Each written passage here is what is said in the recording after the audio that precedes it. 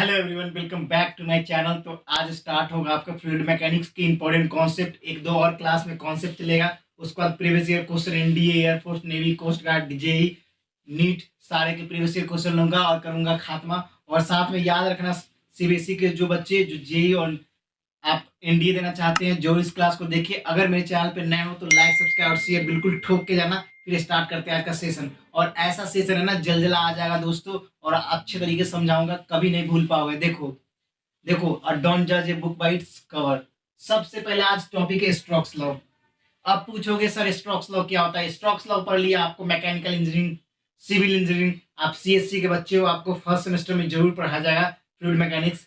तो वो चीज ध्यान रखना, और कितने इंपॉर्टेंट होते हैं वो जरूर ध्यान रखना। तो सबसे पहले स्ट्रोक लॉ की बात करते हैं। When a spherical body is drop in a liquid, then liquid apply a retarding force. ये सब कुछ नहीं समझना है बच्चों, देखो क्या करना है। जब भी आपका कोई बॉडी ड्रॉप होगा ना, नीचे गिरेगा, नीचे गिरने से क्या होगा, जो आपका वो लिक्विड क्या होगा, रिटार्डिंग फोर्स लगाएगा। कोई भी बॉडी है, मान लीजिए एक बॉडी है, और बॉडी वो नीचे गिरता है, नीचे गिरा है ना, नीचे कोई बॉडी, तो वो क्या करेगा, एक फोर्स लगेगा। कौन फोर्स लगाएगा? रिटार्डिंग फोर्स लगाएगा। क्या, कौन सा लगाएगा? लिक्विड लगाएगा। लिक्विड जो रिटार्डिंग फोर्स लगाएगा, जब कोई बॉडी नीचे ड्रॉप होता है तो लिक्विड हो क्या होगा, रिटार्डिंग फोर्स लगाएगा। मान लीजिए इधर गिर रहा है ना, तो इधर की तरफ खींचेगा। मान लीजिए लिक्विड इधर गिर रहा है, इधर इधर की ओर गिर रहा है, तो लिक्विड और रिटार्डिंग फोर्स इधर की तरफ लगाएगा। या तो उसी फोर्स को बोलते हैं आप स्ट्रोक्स लॉ। उसी फोर्स को क्या बोलते हैं? Strokes law. अब समझोगे क्या? कुछ नहीं करना है, बस लिक्विड जब भी नीचे की तरफ गिरेगा, आप लिक्विड ड्रॉप करेगा, तो उस समय जो क्या होगा, लिक्विड एक अलग से अपोजिट डायरेक्शन में फोर्स लगाएगा, जिस फोर्स को बोलेंगे रिटार्डिंग फोर्स, और उसी को बोलते हैं क्या? Strokes law. Strokes law stroke की तरह आपके दिमाग में सेट हो गया होगा। अब देखिए, अब इसका क्या होगा। फॉर्मूला बहुत ज्यादा इंपॉर्टेंट है एग्जाम में, एनडीए, नेवी, एयरफोर्स और क्लास 11 के बच्चे ध्यान से दिमाग में सेट कर लो। हमेशा इससे क्वेश्चन पूछा जाता है। नीट का तो भाई सीधा सीधा क्वेश्चन आता है, और कॉन्सेप्ट ना पता होने के कारण बच्चे इसे छोड़ देते हैं, स्किप कर देते हैं। तो देखिए, F is equal to C 6 pi NRV, 6 pi NRV, 6 pi NRV, 6 pi NRV. अब बोलोगे सर एन क्यू बोल रहे हो, सर आर क्यू बोल रहे, क्या क्या ये है? तो 6 तो आप 6 है, कांस्टेंट है, पाई भी कांस्टेंट है, उसकी वैल्यू जानते 3.14, या आप लिख लो 22/7। अब बात करते एन। गुरुजी एन क्या है? एन है कोफिशिएंट ऑफ विस्कोसिटी। मैंने विस्कोसिटी के पूरे अच्छे एक्सप्लेन किए हैं, उसके यूनिट सीजीएस, एसआई, एमकेएस, सारे चीज में बताया, जरूर देख लेना, मैंने प्लेलिस्ट बना चुका हूं। और विस्कोसिटी क्या होता है वो पूरे फुल एक्सप्लेनेशन पढ़ाया हूं, कैसे लिक्विड कब होता है, कब विस्कोसिटी घटता है, टेम्परेचर बढ़ाने पर क्या होता है, सारा मैंने एक्सप्लेन किए। वो अभी मैं बिल्कुल नहीं पढ़ाऊंगा, वो जाके पिछले लेक्चर प्लेलिस्ट जाके चेक करो। तो देखिए, एन है जो वो कोफिशिएंट ऑफ विस्कोसिटी है, जो आपको इसको ईटा बोलते हैं। एन कितने बोलेंगे? गुरु जी इसको तो ईटा बोला जाता है, कुछ बोला। भाई तेरे को वो एन से लग रहा है, एन डोनेट करो, एग्जाम में 4 के आना है, आपसे कोई पूछ नहीं रहा है। क्वालिफिकेशन इंपॉर्टेंट नहीं है, आपको अगर नॉलेज होगा ना, कहीं ना कहीं सेटल हो जाओगे, चिंता बिल्कुल करेंगे। और वी क्या है? वेलोसिटी ऑफ लिक्विड, बॉडी का वेलोसिटी है। और आर है radius of a body, radius है बॉडी का, किसी भी बॉडी का रेडियस है। मान लीजिए मैंने सर्किल ले लिया, तो पाई आर स्क्वायर करके, और रेडियस कैसे कैलकुलेट करेंगे, आसानी तरीके से यहाँ से निकल जाएगा। एरिया दिया हुआ रहेगा तो रेडियस वहां से आसानी से कैलकुलेट कर सकते हैं। तो ये तो आपका हो गया स्ट्रोक्स लॉ। स्ट्रोक्स लॉ क्या होता है? आपसे अगर पूछे, सीधा बोल सकते हो स्ट्रोक्स लॉ। कोई भी लिक्विड जो कभी ड्रॉप करेगा, तो जो लिक्विड होगा वो रिटार्डिंग अपोजिट डायरेक्शन में फोर्स लगाएगा, उसी फोर्स को बोलते हैं स्ट्रोक्स लॉ। स्ट्रोक्स फोर्स भी बोलो, स्ट्रोक्स लॉ भी बोलो। और Stokes law is equal to क्या होता है, मतलब F is equal to 6 pi NRV, 6 pi NRV. याद हो गया?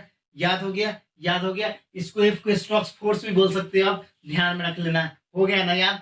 अब बात है टर्मिनल वेलोसिटी। टर्मिनल, नाम से सुनो, टर्मिनल, टर्मिनल। अब देखो, अब पहले ये देख लो, देखिए, Poiseuille's studied the rate of, pronunciation पे बिल्कुल नहीं जाना दोस्त, देख लेना ध्यान से। Weisels studied the rate of flow of a liquid through horizontal capillary tube and concluded that the volume of a liquid flowing out per second through a capillary tube। कुछ नहीं कर रहा है, आपका जो लिक्विड का रेट ऑफ वेलोसिटी है ना, लिक्विड का रेट ऑफ वेलोसिटी, फ्लो करने की वेलोसिटी क्या हो रहा है, हॉरिजॉन्टल में फ्लो करेगा। हॉरिजॉन्टल में फ्लो करेगा। लिक्विड का जो रेट ऑफ वेलोसिटी होगा, मतलब उसका जो रेट होगा, वेलोसिटी होगा कि स्पीड उसका जो क्या हॉरिजॉन्टल वे में फॉलो करेगा। हॉरिजॉन्टल वर्टिकल इसको बोलते हैं, हॉरिजॉन्टल वे में फ्लो करेगा क्या, रेट ऑफ वेलोसिटी आप किसका, लिक्विड का। उसके बाद and the volume of a liquid flowing per second through, और उसका वॉल्यूम जो होगा वो पर सेकेंड किससे पास करेगा, कैपिलरी ट्यूब से। वॉल्यूम उसका किसका, लिक्विड का, पर सेकेंड किस पे पास करेगा, कैपिलरी ट्यूब। तो कैपिलरी ट्यूब पे ये पर सेकेंड पास करेगा। और कैसे कैसे वेरी करता है, तो आपसे अगर पूछे टर्मिनल वेलोसिटी क्या है, तो आप बोलेंगे इसको टर्मिनल वेलोसिटी को कौन दिया था, पॉइजल साहब ने दिया था। और उन्होंने बताया था कि आपका रेट ऑफ वेलोसिटी है वो किस वे में पास करेगा, हॉरिजॉन्टल वे में रेट ऑफ वेलोसिटी पास करेगा। रेट ऑफ वेलोसिटी किस में, हॉरिजॉन्टल वे में रेट ऑफ वेलोसिटी पास करेगा। ध्यान रखना, हॉरिजॉन्टल, वर्टिकल इसको बोलते हैं, इसको हॉरिजॉन्टल बोलते हैं। तो रेट ऑफ वेलोसिटी हॉरिजॉन्टल वे में पास करेगा। और वेरी कैसे कैसे करेगा वो आइए देखते हैं। तो सबसे पहला बोल रहा है v is directly proportional to p। अब बोलोगे सर v क्या है, यहाँ पे v आपका वॉल्यूम है। मान लीजिए कोई वॉल्यूम दिया गया है और p है आपका प्रेशर डिफरेंस। कितना प्रेशर डिफरेंस पे ये कैलकुलेट हो रहा है, कितना उसका प्रेशर डिफरेंस दिया गया है, वो आप आसानी से देख सकते हैं। अब v is directly proportional to the radius के पावर 4, मतलब रेडियस के पावर 4 डायरेक्टली प्रोपोर्शनल है। तो ये क्या है, पावर ऑफ रेडियस, r क्या है, पावर ऑफ रेडियस।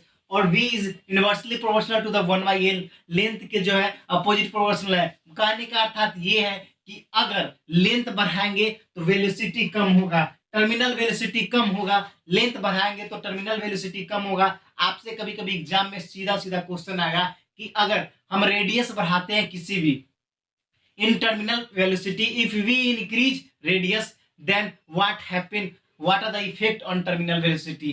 ये आप बोल सकता है, चाहे आपसे पूछेगा what are the effect when radius will increase then terminal velocity will be। तो आपको ध्यान रखना होगा टर्मिनल वेलोसिटी भी इंक्रीज करेगा। क्यों, क्योंकि रेडियस के डायरेक्टली प्रोपोर्शनल है। अगर रेडियस बढ़ेगा तो टर्मिनल वेलोसिटी भी बढ़ेगा, अगर लेंथ बढ़ेगा तो टर्मिनल वेलोसिटी कमेगा। क्यों, क्योंकि इनवर्सली प्रोपोर्शनल है टर्मिनल वेलोसिटी का। समझ में आ गया ना। अगर आपसे पूछे कि कोएफिशिएंट ऑफ विस्कोसिटी अगर बढ़ा दिया जाए तो टर्मिनल वेलोसिटी पे क्या इफेक्ट पड़ेगा, तो आपको ये बताना है कि टर्मिनल वेलोसिटी क्या होगा, आपका घटेगा।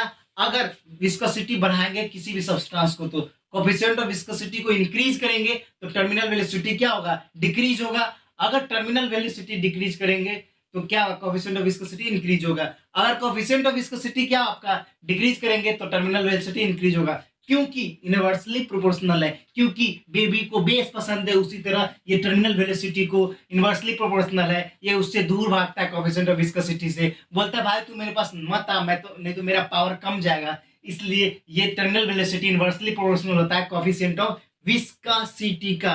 विस्कोसिटी क्या होता है आपको मैंने बताया है ना, कोई दो बॉडी लिक्विड के बीच में जब कोलिजन हो और क्या कर रेसिस्टेंस पैदा कर दे और लिक्विड को कि कहीं जाने से रोके, मतलब सिंपल समझो, रेसिस्टेंस मतलब विरोधक होते हैं ना। मान लीजिए कोई लिक्विड किसी सरफेस पर फैल रहा है तो क्या होता है, उसपे फ्रिक्शन लग जाता है जमीन के, इसके कारण उसकी फ्लो की जो स्पीड होती है वो कम जाती है। उसी तरह ये दो लिक्विड के बाद बीच का फ्रिक्शन को बोलते हैं क्या, विस्कोसिटी। अच्छे से एक्सप्लेन किया हूं मेरे भाई, गर्दा गर्दा गर्दा की तरह पढ़ा रहा हूं आपको और देख रहे हो ना, अच्छे से एक्सप्लेन किया हूं। जाके प्लेलिस्ट में वॉच आउट करो सारे वीडियो। और फ्लूइड मैकेनिक्स ऐसे पढ़ाओ ना कि आप खुद फ्लूइड हो जाओगे, हर एक जगह हर एक एग्जाम में फ्लो करना स्टार्ट कर दोगे और तोड़ दोगे, एग्जाम को फोड़ दोगे। अब यहां तक तो समझ गए।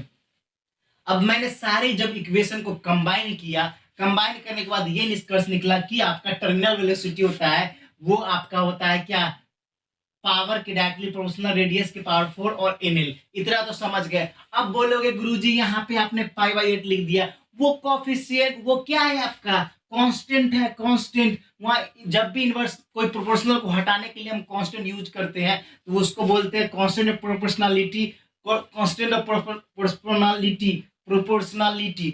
देख लो यार, हम भी यंग है, हम भी थोड़ी गड़बड़ हो सकता है ना मीनिंग करने में, लेकिन कोई दिक्कत नहीं है। कंटेंट पूरा फुल टू एकदम 100% एक्यूरेट मिलेगा और पढ़ाऊंगा ऐसे दमदार की, महाकाल की कसम। छोटा महाकाल हूँ, धासु सर की तरह धासु सर पढ़ाते हैं, उसका छोटा महाकाल हूँ नहीं, वो मेरे गुरुजी है और गुरुजी से कुछ सीखना चाहता हूँ और सीख भी रहा हूँ। देखो कैसे बच्चों में एनर्जी भरना है। तो यहाँ पर देखिए π/8 कांस्टेंट ऑफ प्रोपोर्शनलिटी। तो देखिए पाई बाई 8 कांस्टेंट प्रोपोर्शनलिटी है, तो यहाँ पर देखिए यहाँ पाई बाई 8 आपका कांस्टेंट है, वो जो आपका जैसे ये प्रोपोर्शनल वाला साइन हटा इसलिए पाई बाई 8 यहाँ पे कांस्टेंट प्रोपोर्शनलिटी है। उसका this formula is known as Poiseuille's formula. आपसे पूछे which formula is known as Poiseuille's formula, you will say that Poiseuille's formula is equal to v is equal to pi by 8, उसके बाद क्या है आपका power, उसके बाद रेडियस के पावर 4, उसके बाद इन एल, यहाँ पे इन क्या है कोफिशिएंट ऑफ विस्कोसिटी और इन लेंथ है, ये याद रखना। और कब तक वैलिड रहेगा इतने में मत हार बना जाना, कभी कभी एग्जाम में क्वेश्चन क्या पूछता है, आओ आओ आओ जल्दी से आओ, महाकाल की कसम लाइक शेयर सब्सक्राइब ठोको। और देखो यहाँ पर देखिए this formula is called Poiseuille's formula, ये तो समझ गए कि ये पॉइजन्स फॉर्मूला है, लेकिन ट्रू ओनली कब सही होगा ये Poiseuille's formula, for steady flow of liquid through horizontal capillary tube.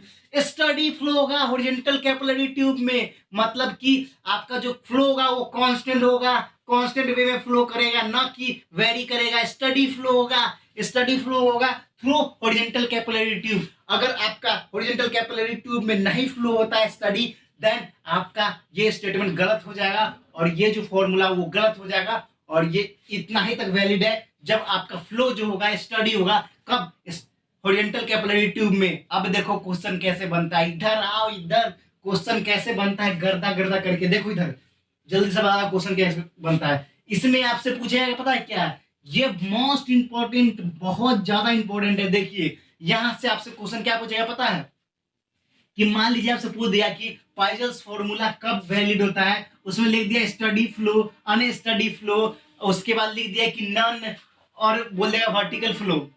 तो आप क्या बोलोगे, आपको ध्यान रखना स्टडी फ्लो और कैसे पास करता है हॉरिजॉन्टल कैपिलरी ट्यूब, ये भी जानना बहुत जरूरी है। हॉरिजॉन्टल कैपिलरी ट्यूब, कई बच्चे बहुत कंफ्यूज होते हैं, वर्टिकल कैपिलरी ट्यूब में टिक मार देते हैं हॉरिजॉन्टल। अब ट्रिक्स बताता हूं, देखो हॉर्स पावर सुनिए हो, हॉर्स पावर देखो हॉर्स पावर देखो, टी है ना, टी है terminal velocity, terminal velocity VT से डिनोट कर लो, बहुत कंफ्यूज है ना, वीटी से डिनोट कर लो, वेलोसिटी टर्मिनल वेलोसिटी, वेलोसिटी कर, तो वीटी है ना उसको हॉर्स से ना लगाव है, हॉर्स से प्यार करता है, हॉर्स से प्यार करता है। जो वीटी नाम का लड़का है ना, वो वीटी, वीटी वो कुछ लिख दो, भगौड़ा टीटी लिख दो, वीटी, वीटी जो है ना हॉर्स नाम का लड़का से प्यार करता है। मतलब आपका जो हॉर्स, हॉर्स, हॉर्स और क्या लिख दूं, हॉर्स, हॉर्सेज, हॉर्सेज से प्यार करता है। अब बोलोगे सर हॉर्सेज आपने क्यों लिखा, अब यहां पर समझो वीटी टर्मिनल वेलोसिटी कब वैलिड होगा, टर्मिनल वेलोसिटी तभी वैलिड होगा जब आपका हॉर्स मतलब हॉरिजॉन्टल कैपिलरी ट्यूब में पास करे लिक्विड, और कैसे स्टडी फ्लो होना चाहिए, हॉर्सेज स्टडी फ्लो होना चाहिए मेरे भाई, स्टडी फ्लो होना चाहिए। तो ये तो आपका ये हो गया। अब बोलोगे गुरुजी ये तो मैंने कॉन्सेप्ट पढ़ लिया, अब आपको याद रखना टर्मिनल वेलोसिटी किसका, टर्मिनल वेलोसिटी देखो, terminal velocity is directly proportional to the पापी, पापी एंड आर से ले लो आप राउडी, पापी और राउडी है, टर्मिनल वेलोसिटी पापी और राउडी है। मतलब देखो यहाँ पर, देखो यहाँ पर बताते हैं आपको, ये आप जल्दी से नोट डाउन कर लिए होगे। देखो यहाँ पर आते हैं टर्मिनल वेलोसिटी, टर्मिनल वेलोसिटी ये क्या है, ये टर्मिनल वेलोसिटी है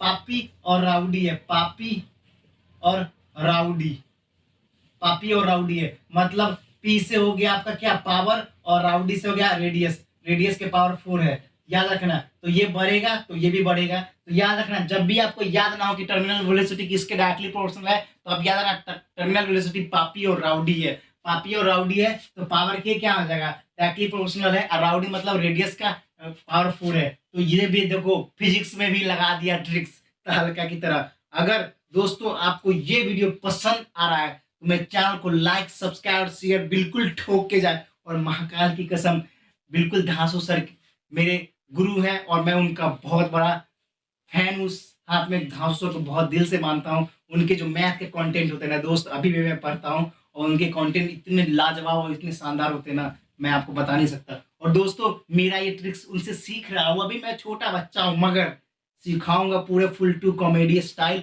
और आपको आएगा अच्छे समझ में। अगर मेरे चैनल पे नए हो तो बिल्कुल बता दिया है, कमेंट सेक्शन करो, लाइक सब्सक्राइब और शेयर सब करना है। और फिर मिलेंगे नेक्स्ट वीडियो में, फिलहाल इतना ही। जय हिंद, जय भारत, वंदे मातरम।